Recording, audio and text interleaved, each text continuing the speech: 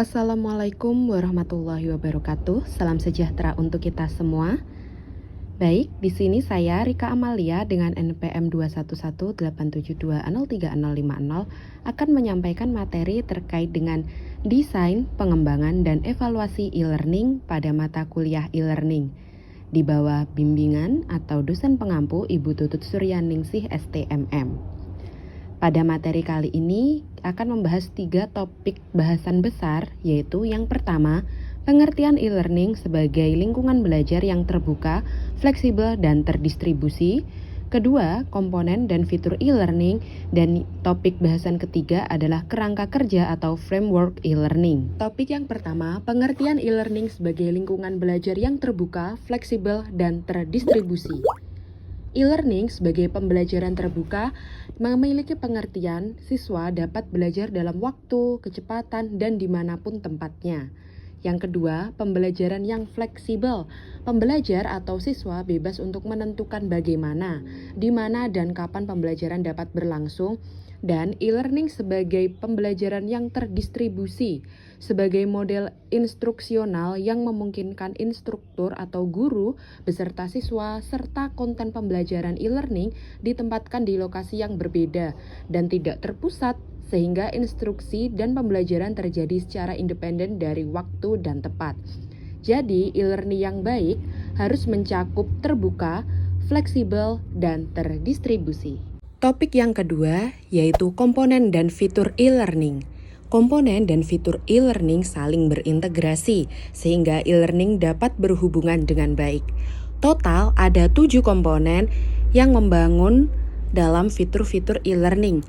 Komponen yang pertama yaitu desain instruksional. Maksudnya belajar dari teori instruksional serta strategi dan teknik instruksional.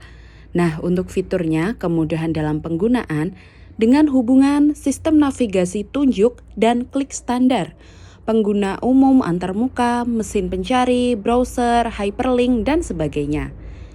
Komponen yang kedua yaitu multimedia. Contohnya seperti teks dan grafik, streaming audio, video, dan tautan. Fiturnya berupa interaktivitas. Di sini siswa harus terlibat secara bermakna dalam KBM melalui interaksi dengan orang lain dan tugas-tugas yang bermanfaat dari sumber daya online. Komponen yang ketiga yaitu alat internet.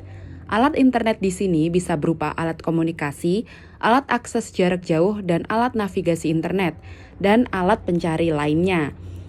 Fitur di sini menjurus pada banyaknya keahlian mulai dari alat-alat internet, sehingga menghasilkan hubungan materi e-learning yang dapat menggunakan hasil dari pakar atau dari luar, sehingga dosen tamu dari berbagai bidang yang ada di seluruh dunia. Lalu selanjutnya, komponen keempat yaitu komputer dan perangkat penyimpanan. Yang jelas, platform komputer, seluler, serta hard drive.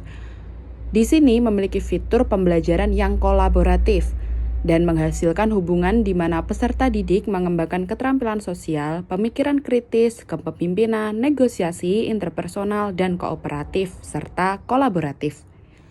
Komponen yang kelima yaitu koneksi dan penyedia layanan, berupa modem, layanan dial-in, teknologi seluler, penyedia layanan aplikasi atau ASP. Di sini fitur sangat penting sebagai bentuk keaslian pelaksanaan e-learning. Dengan hubungan, kursus e-learning dapat dirancang untuk mempromosikan lingkungan belajar yang otentik dengan mengatasi masalah dunia nyata dan isu-isu yang relevan dengan pelajar saat ini. Komponen yang keenam yaitu program penulisan, perangkat lunak, perencanaan sumber daya perusahaan, dan standar. Di sini bisa berupa bahasa scripting, LMS, dan LCMS. Di sini fiturnya sebagai pelajar kontrol yang memfasilitasi tanggung jawab dan inisiatif siswa dengan mempromosikan kepemilikan pembelajaran. Dan komponen yang terakhir yaitu server dan aplikasi terkait. Yang jelas server HTTP, software HTTPD, bahasa script-CC server, gateway, wireless app control, dan di sini berupa fitur akses pembelajaran untuk mengakses kegiatan pembelajaran dengan tautan-tautan yang telah disediakan untuk memudahkan guru maupun siswa dalam mengakses e-learning. Topik yang ketiga yaitu kerangka kerja e-learning. Total ada 8 kerangka kerja e-learning menurut Badrul Khan. Nah, sebelum kita membahas terkait dengan kerangka kerja e-learning, mari kita berkenalan dengan Badrul Khan. Badrul H. Khan PhD adalah seorang pembicara, penulis, pendidik, dan konsultan terkenal di dunia pada bidang e-learning dan teknologi pendidikan.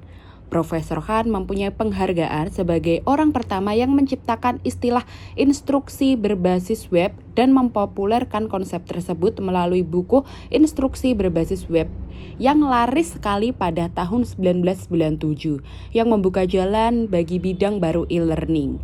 Sebagai pengakuan atas karyanya di bidang ini, Dewan Universitas E-Learning Mesir telah menunjuknya sebagai Profesor Kehormatan E-Learning. Beliau menjabat sebagai Direktur Pendiri Program Pascasarjana Kepemimpinan Teknologi Pendidikan di Universitas George Washington DC dan Direktur Pendiri Program Pascasarjana Teknologi Pendidikan di Universitas Texas di Brownsville. Saat ini, beliau sedang mengerjakan proyek e-learning di sebuah agen federal di Amerika Serikat dan menjabat sebagai penasihat konsultan untuk beberapa inisiatif e-learning internasional selanjutnya. Jadi, beliau sangat berpengaruh terhadap perkembangan e-learning saat ini. Topik yang terakhir yaitu kerangka kerja e-learning. Total ada 8 kerangka kerja. Yang pertama ada institutional issue, management issue, technological issue, pedagogical issue, ethnical issue, interface design issue, yang ketujuh ada resource support issue, dan yang terakhir ada evaluation issue atau dimensi evaluasi. Di sini akan kita kupas satu persatu. Yang pertama kita akan membahas terkait dengan institutional issue atau dimensi kelembagaan, dengan subdimensi urusan administrasi sebagai isu-isu yang berkaitan dengan penilaian kebutuhan, penilaian kesiapan hingga layanan media serta nilai. Subdimensi yang kedua yaitu urusan akademik berupa akreditasi, kebijakan, kualitas instruksional, dukungan fakultas dan staf serta lain sebagainya. Dan subdimensi yang ketiga yaitu layanan mahasiswa berupa layanan pendaftaran, orientasi, bimbingan, dan lainnya. Kerangka kerja yang kedua yaitu manajemen issue atau dimensi pengelolaan dengan subdimensi people, process, and product atau P3 continuum in e-learning. Nah, di sini people sebagai e-learning team, process sebagai development and delivery, dan produknya berupa e-learning materials. Lalu, subdimensi yang kedua yaitu subdimensi manajemen tim, kualifikasi yang profesional untuk mengatasi masalah yang muncul pada sistem. Dan subdimensi yang ketiga yaitu subdimensi managing e-learning, yaitu mengelola fase e-learning, yaitu mengelola proses pengembangan konten hingga mengelola lingkungan seperti pengiriman kursus online dan pemantauan sistem. Kerangka kerja yang ketiga yaitu technological issue atau dimensi teknologi, yaitu memiliki 3 subdimensi. Yang pertama subdimensi infrastructure planning sebagai perencanaan infrastruktur mulai dari perangkat lunak, perangkat keras, dan perawatan sistem. Subdimensi yang kedua yaitu hardware berupa komputer, server, modem, perangkat jaringan, perangkat kabel, dan hardware lainnya. Yang ketiga ada subdimensi software berupa email, browser, and plugin, database, LMA, LCMS, dan lain sebagainya. Kerangka kerja e-learning yang keempat yaitu pedagogical issue atau dimensi pedagogik, dengan beberapa subdimensi seperti subdimensi content analysis yaitu berupa isi pada materi yang diberikan, subdimensi audience analysis menganalisis pembaca dengan berbagai latar belakang, subdimensi goal analysis sebagai tujuan standar kinerja yang harus dipenuhi oleh siswa, subdimensi keempat yaitu media analysis sarana pesan instruksional yang dikomunikasikan, subdimensi yang kelima yaitu design approach menganalisis teori yang disesuaikan dengan fitur e-learning. Dimensi yang keenam yaitu ada subdimensi organization, pengurutan konten. Di subdimensi yang ketujuh yaitu instructional strategy, yaitu memfasilitasi pembelajaran dan membantu siswa mencapai tujuan yang diharapkan. Subdimensi yang kedelapan yaitu subdimensi blending strategy, memilih bahan yang tepat untuk pembelajaran campuran. Dan subdimensi yang terakhir yaitu applying the octagonal framework to blend e-learning. Pembelajaran campuran memerlukan banyak perencanaan dan kedelapan dimensi harus diterapkan sebelum ditawarkan supaya hasilnya maksimal. Kerangka kerja yang kelima yaitu ada ethnical issue atau dimensi etnik dengan beberapa subdimensi. Yang pertama subdimensi social and political influence, yaitu menyusun e-learning yang memperhatikan aspek sosial, budaya, dan politik. Lalu ada subdimensi cultural diversity, yaitu mengenali keragaman budaya dan gaya belajar untuk meningkatkan pembelajaran bagi semua. Lalu ada subdimensi bias, yaitu konten yang berdasarkan posisinya pada isu-isu yang harus ditinjau dengan hati-hati.